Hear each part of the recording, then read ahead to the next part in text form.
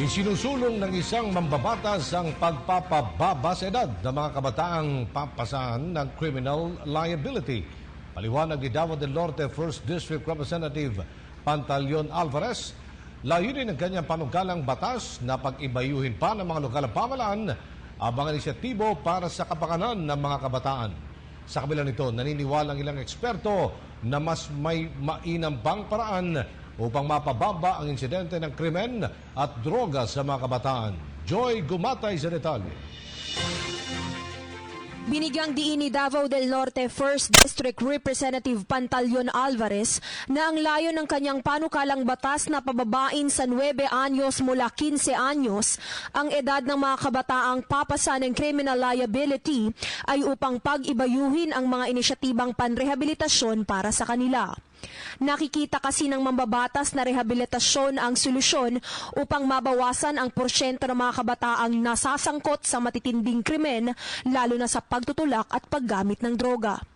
Ngunit para kay Dr. Benny Vicente mula sa National Center for Mental Health, may mas mainam na solusyon sa rehabilitasyon kung pagpababa lang ng drug-related incident sa mga kabataan ang pag-uusapan. Ani Dr. Vicente, dapat ay mas palawakin ng lokal na gobyerno ang kanilang mga information campaigns ukol sa mga epekto ng droga sa utak at kalusugan ng isang kabataan. And definitely substance abuse is a health issue, and in fact it's a mental health issue.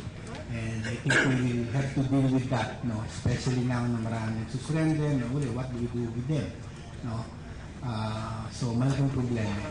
Dagdag pa ni Dr. Vicente, nararapat rin raw na magsagawa ng skills training kung papaano makaiwas sa illegal na droga at iba pang madalas abusuhin ng mga kabataan, gayong curiosity at peer pressure ang pinakamadadalas na rason kung bakit sila naliligaw ng landas. Yung sa data ng PNP, di ba?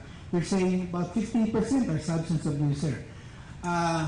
Medyo bloated yan kasi 15 million is 15% of 100 million Filipinos. Ang dami yan, no? But I think that data includes addicted to smoking, alcohol.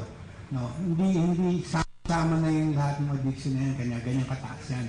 Sa pamamagitan raw ng mga inisyatibang ito, maraming kabataan ang maililigtas sa masamang epekto ng droga, kaya naman hindi na nila kailangan pang dumaan sa rehabilitasyon upang maitamang muli ang kanilang pamumuhay. Ito si Joy Gumatay para sa PTV News. Ako po si Cathy San Gabriel. Subscribe na sa PTV YouTube channel. I-click lang po ang subscribe button.